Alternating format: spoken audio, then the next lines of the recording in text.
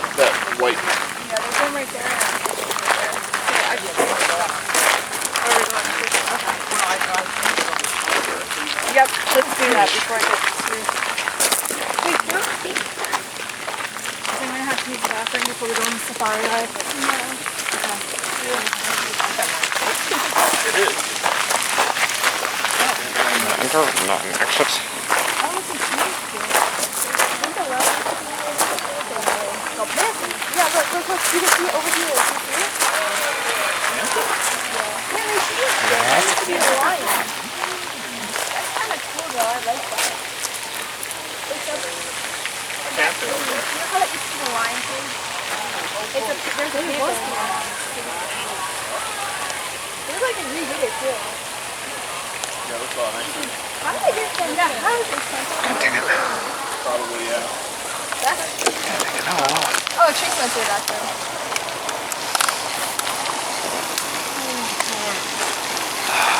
I like when they had the trucks.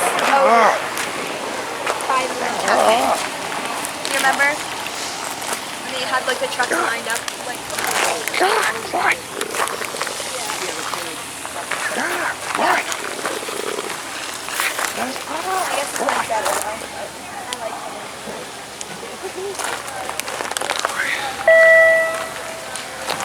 To have your attention, late device visitors. There will be a giraffe meeting in approximately 10 minutes at 10:30. Oh, pretty good. If you would like to see the giraffe, please head to the giraffe feeding deck. Food is limited and available. It's up that hill over there. Once again, there will be a giraffe meeting in approximately 10 minutes at 10:30. Thank you. I have to watch.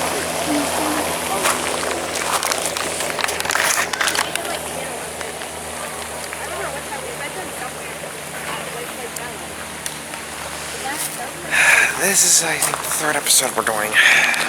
So, I'm talking to myself again.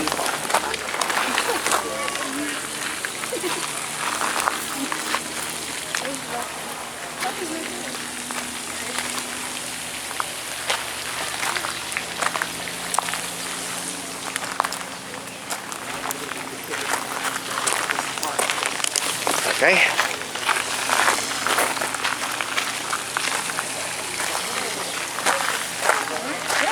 Here we go.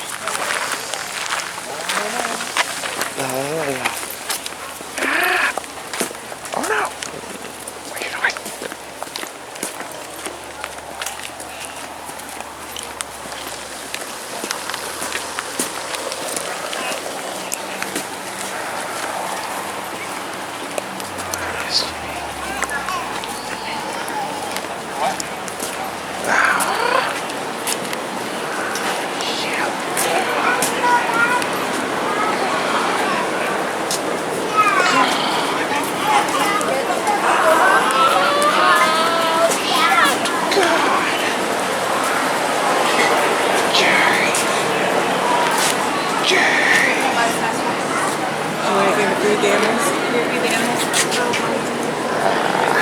Where's somebody's house?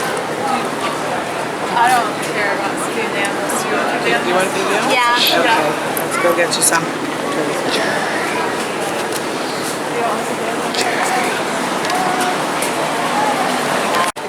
My name is Luke. I will be your tour guide today.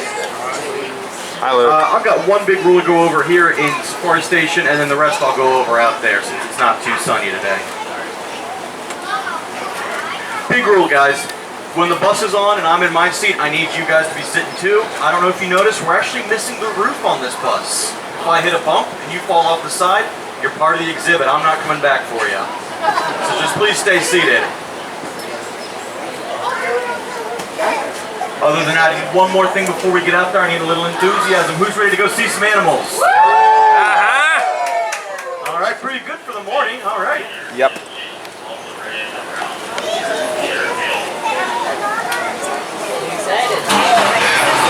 Here we go.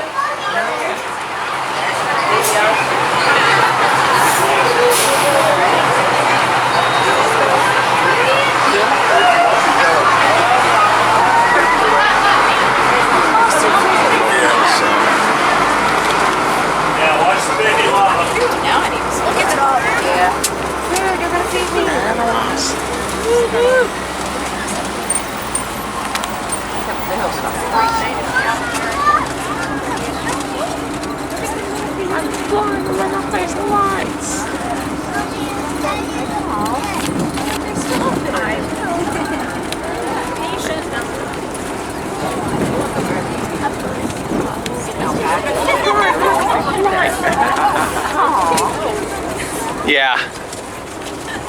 One that getting chased.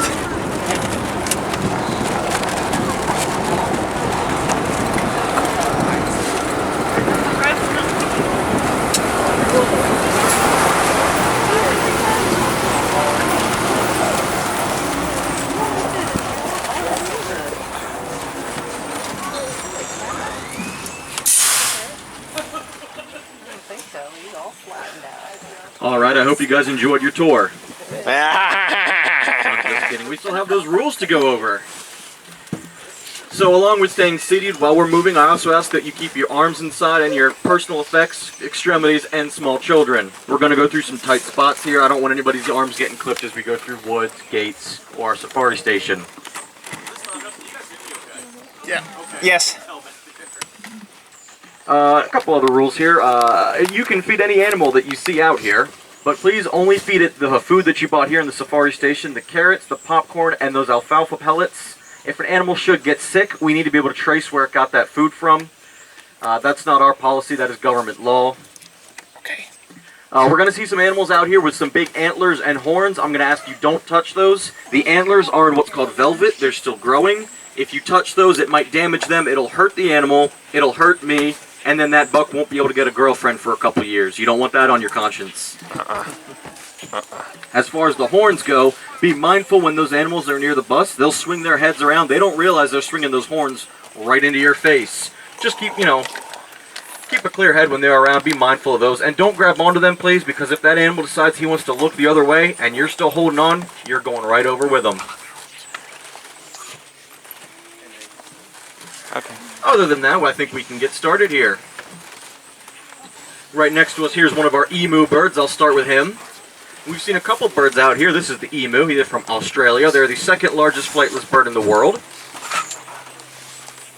These guys have a lot of good uses. Their feathers are useful. Their meat is tasty. They produce an oil that can be used in cosmetics. And they make great insurance mascots. Aflac. You may have also spotted down there as we pulled out some of our rhea birds. They come from South America, and they tend to be the favorite of the ladies on the tour. When it comes to rhea birds, the male will build the nest, do a little dance to attract a lady, she'll lay the eggs, and then she's off to get her nails done and do some shopping. The male will sit on that nest for a month and a half. He'll help those chicks get out of their eggs when they hatch, and then he will raise them for up to a year. The lady only has to lay the eggs and she's gone. I'll also point out we won't see any, but this is our white-tailed deer enclosure. As I'm sure we're all aware, the only time you'll see a white-tailed deer is when you're doing 70 down the highway at night. Oh. In the summer, these guys like to stay way down there in the shade. But they have their own 12-acre enclosure here. Since their immune systems are not as strong as the rest of our animals, we like to keep them separate. We will see some other deer out here that have some distinct differences from our white-tailed deer. So I better go over some of the things that set these guys apart ahead of time. The fawns of white-tailed deer will have spots when they're born. They will lose those spots with their first winter coat. They also have white tails. Who would have thought? When one of them feels threatened or alarmed, he or she will raise that tail and puff it out 3 to 4 times its normal size. This is called flagging. This is how one of them alerts the others that, hey, something ain't sitting right with me, and the other's like, oh look, Dave ain't comfortable, let's get ready to run. Probably in front of that moving car. Oh. Other than that, we can go find some animals that'll come up and you can feed.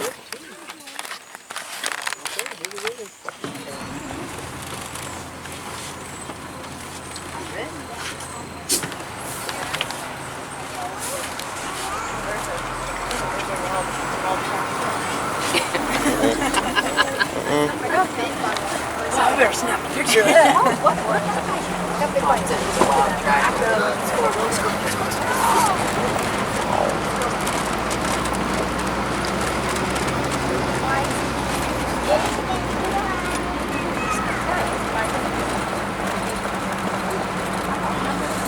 This is our wild backhoe moving into its corral here. We'll give it a wide berth.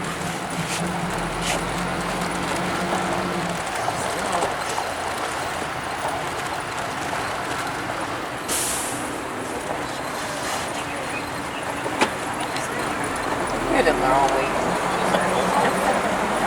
Huh?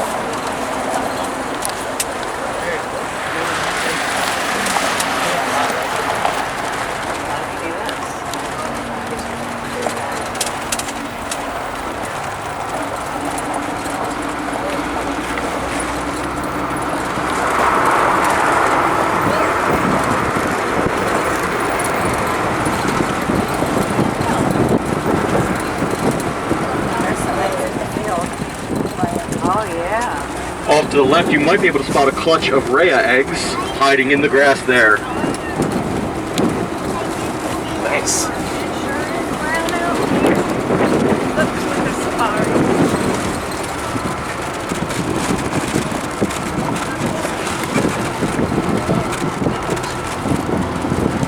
As we come up over our hill here, you might spot the weather vane on top of this barn, indicating what kind of critter lives there. That would be our giraffe barn.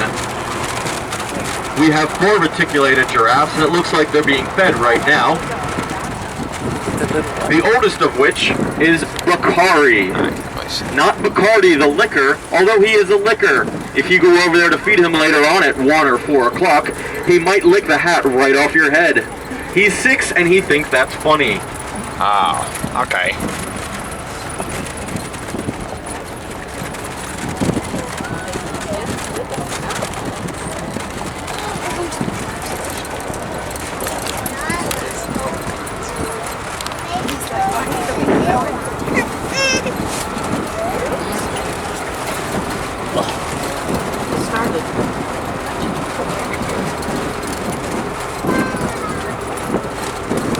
You can see Bakari from here. He is the giraffe that is closest to us.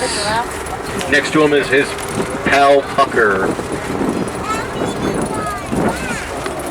As we come around this bend here, if you look off to your left, you will see our African lion enclosure. We have our 2 white lions out this morning. Around 1 o'clock, we'll swap them out, and our darker tawny colored lions will come out.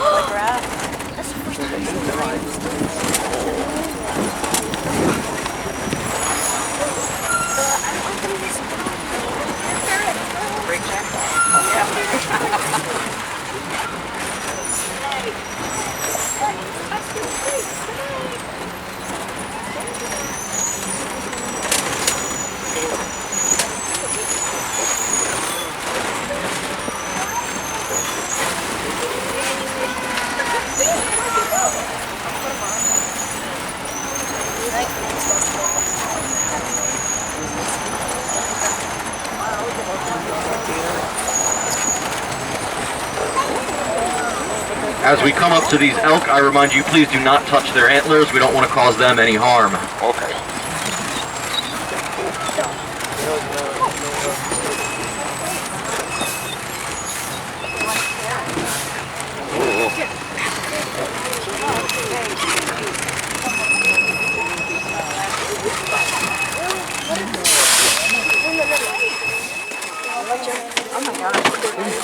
All right.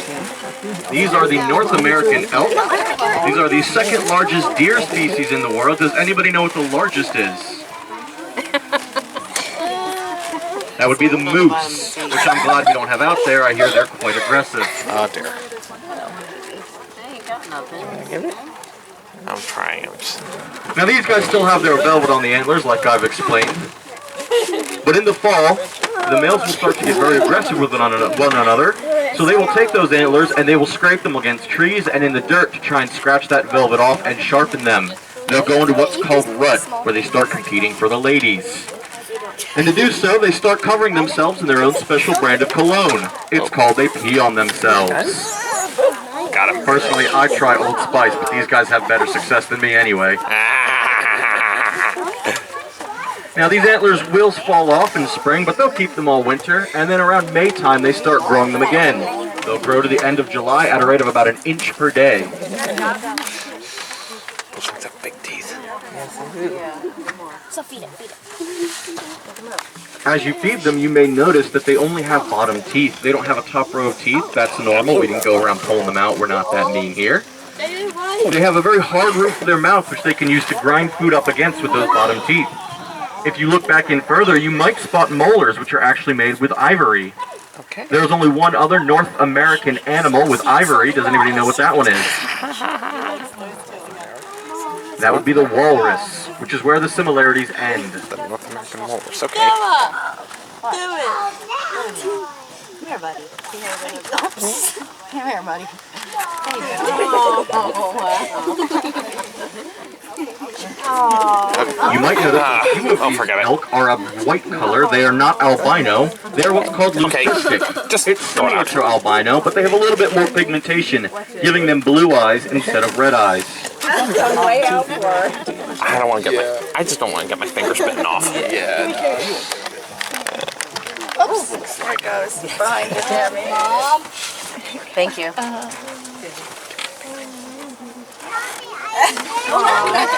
The other one stick to his tongue. Now these guys are coming up for some snacks, but we do feed these guys regularly. We're just like an ice cream truck for them. We come through, they come up and get some snacks. They're happy for it.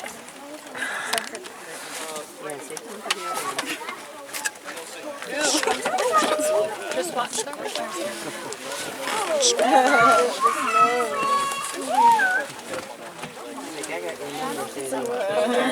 This is the jackpot girl here. Did you pet it? Well, she kept dropping them too, and then eventually it just started letting his tongue out. It was cute.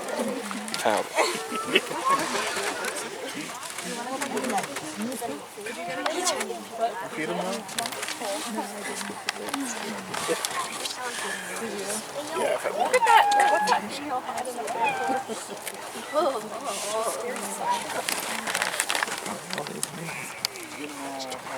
Don't feed him. All right, we'll go see what else we can find here today. Okay.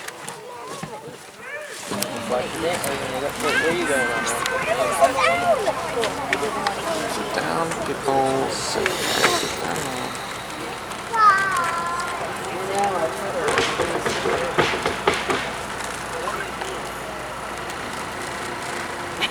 It's like, Stella, you got anything else for me? Yeah, he's like, come on, wait.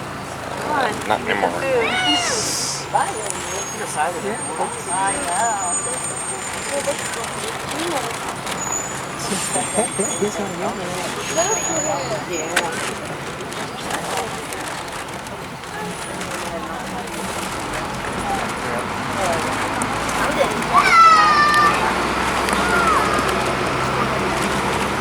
As we roll through here, this is our small woods, named so because it is smaller than our big woods.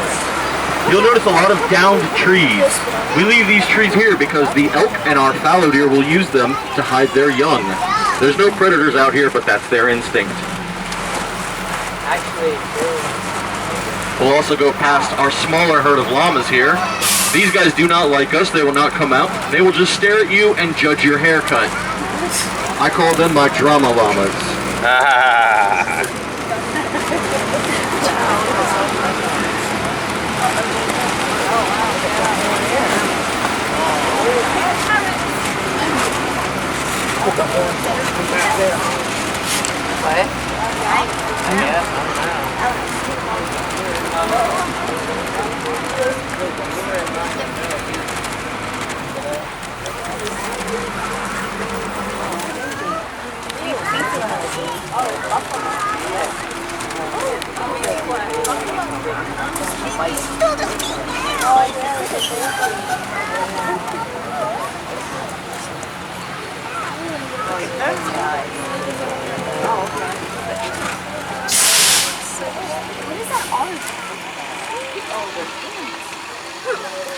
Looks like today we have found our cattle herd.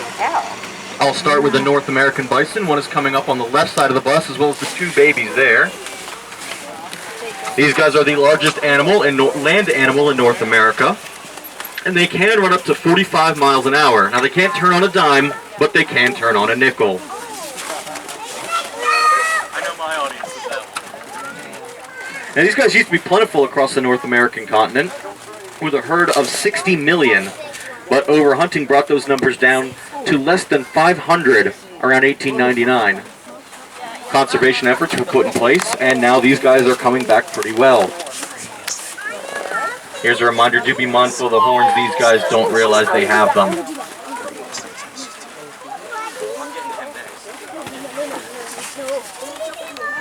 A few of our bison out here are a golden color. This is natural. It's not albino or leucistic.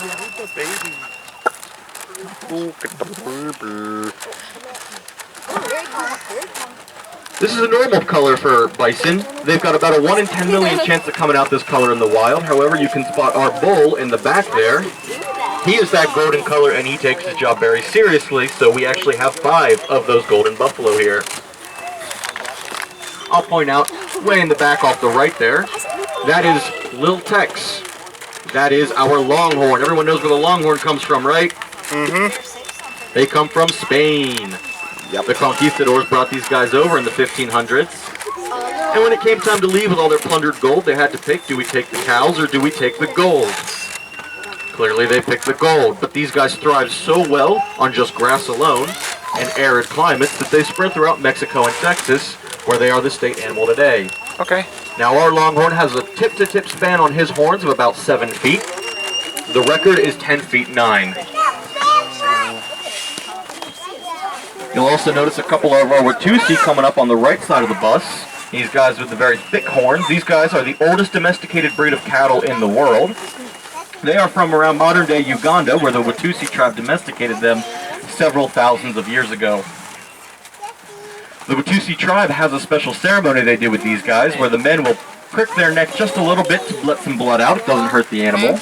And they will drink that blood to gain the strength of the animal before battle. The woman will take whatever blood is left and make a lovely blood pudding. And you thought your broccoli was gross. Now their horns look pretty big, but they can get bigger. The record is 17 inches in diameter. That's the size of a basketball. Only eat broccoli.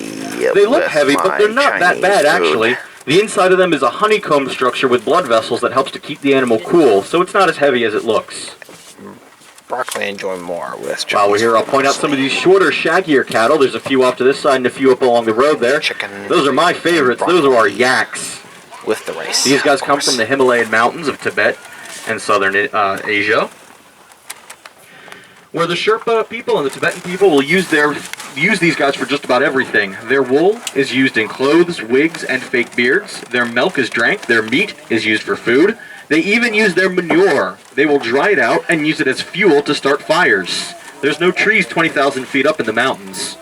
You could call these guys a yak of all trades. Okay.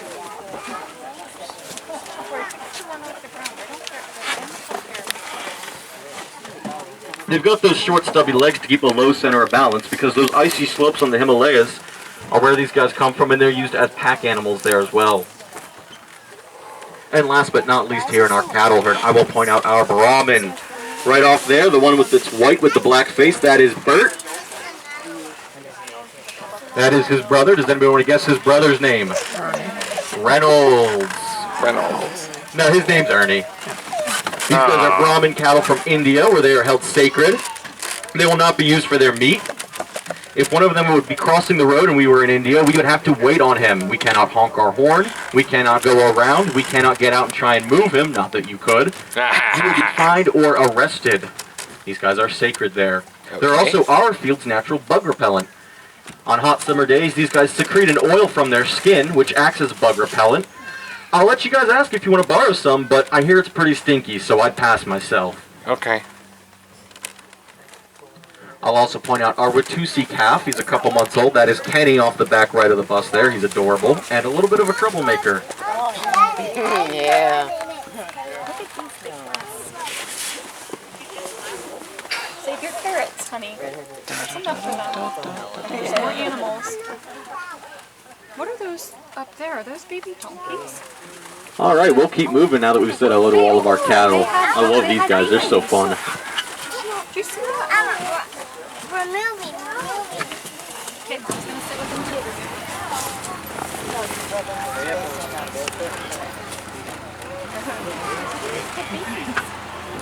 Oh, do you see those big ones? Yeah.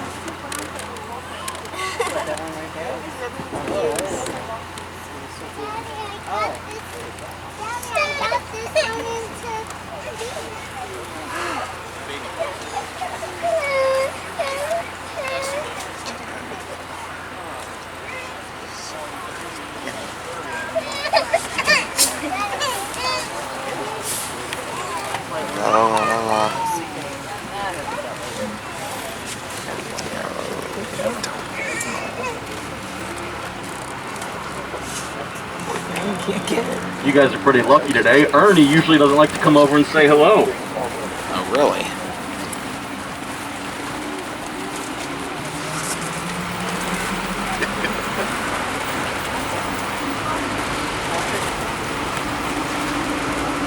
As we come around this bend, look off to your right and you will spot our daddy daycare, our daddy Reyes with their baby chicks. We will not be getting any closer. Those chicks are notorious for running under the bus to hide, and then I have to call a zookeeper to come get them while the daddy Reyes pick at their legs.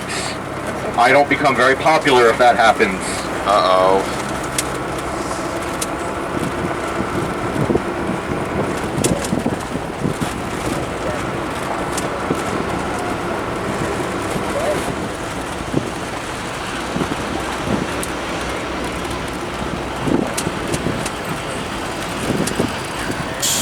We'll get back to these guys later, but I will point out our two baby donkeys off to the right there, Dolly and Jolene. They are adorable, and I love them very much.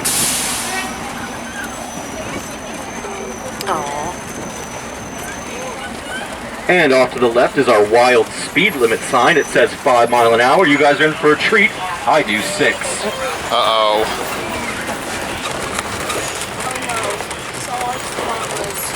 Just that. Don't spit. Please spit.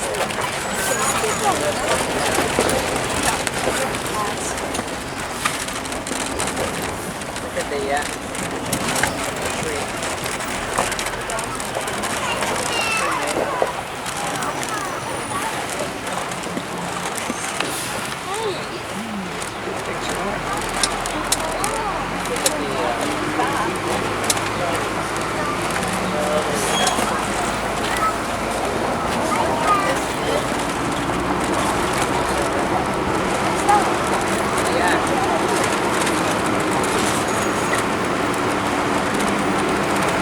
As we make our way through our big woods here, keep your eyes peeled. You might spot some elk calves hiding under some of these downed trees.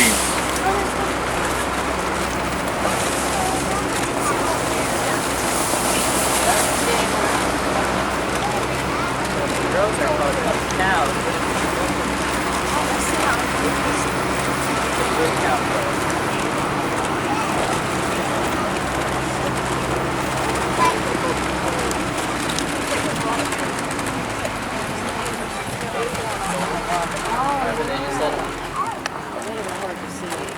Oh, look at him up top.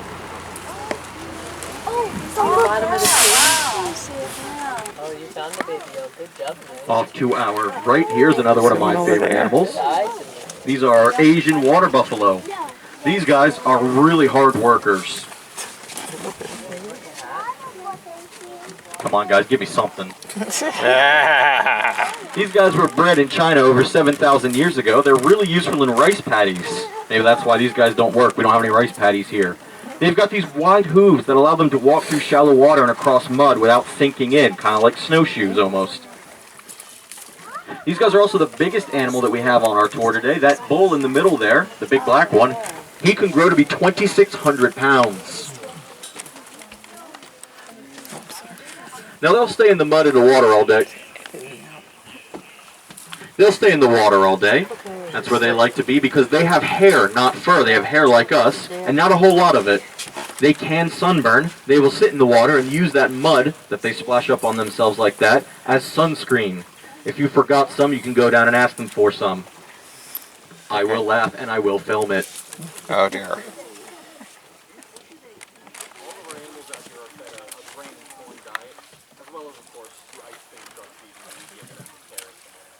All right.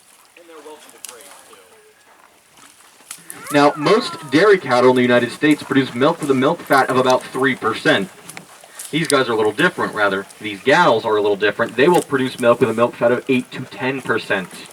If you ever see Asian water buffalo mozzarella cheese in stores, grab some and make yourself the best pizza you've had in your whole life. Okay. Can't wait.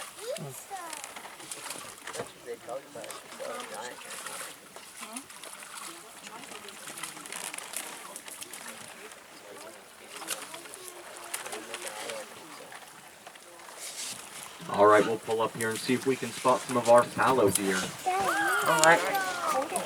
I think.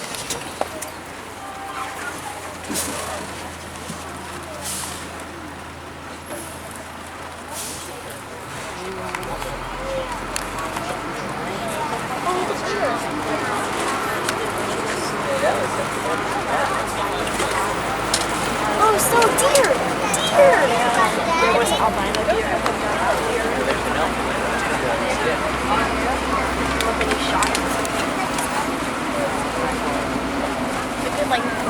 As we come along here, look up to our left, look for any ears or heads poking up. Those are our fallow deer does.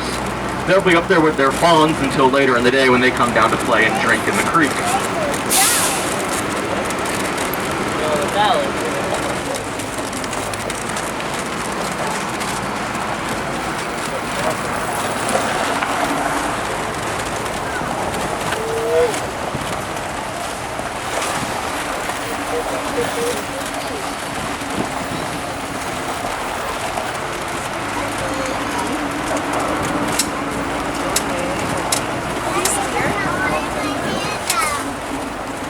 Yeah, look at them all up on the hill.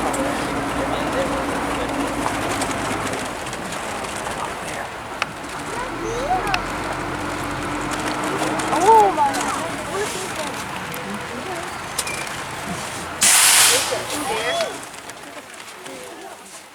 Here are our European fallow deer bucks.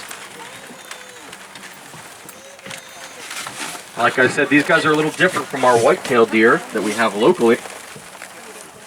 These guys are fully grown despite having spots. They will keep whatever coat they're born with their whole life. If they're born dark, they'll stay dark. If they're born light, they'll stay light. If they're born with spots, they'll stay spotted. There's another big difference that these guys have from our local deer, and that is their antlers. I have here a fallow deer antler. We're used to counting points. These guys have what's called a palmated antler because it's like the palm of your hand, kind of like a moose's antler.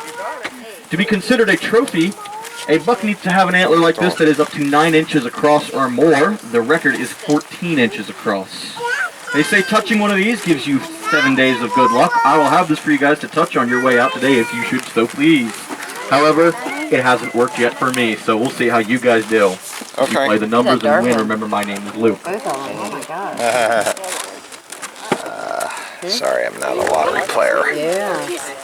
Now this is mostly the males here. All the ladies like to hang up there with their babies this time of year. In the winter they'll rejoin, but this time of year the males like to hang out, sit up there, drink their coffee, and talk about the economy like they know anything, just like all men. These guys are super easy to raise. They multiply quite rapidly, and they're raised usually for their venison, which I hear is even better than whitetail venison. Just because they can't find it.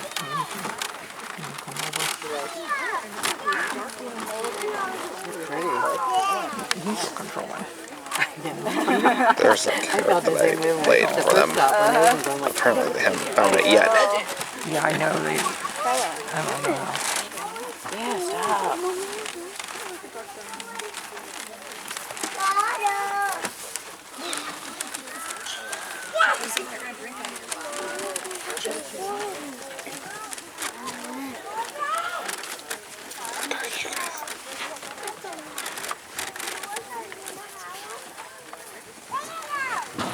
Haha. Oh. Time to spike down. Hurry, hurry, hurry. Go sit, go sit. Is it there? Yeah.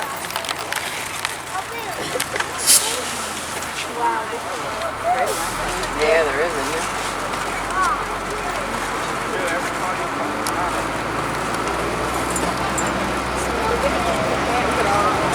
My favorite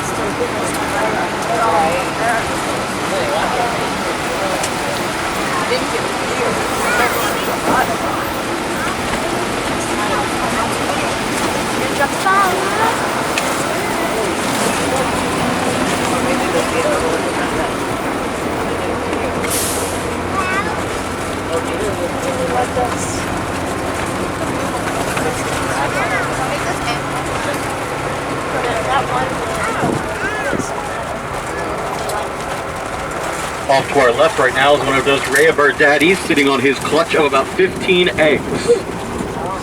on his clutch.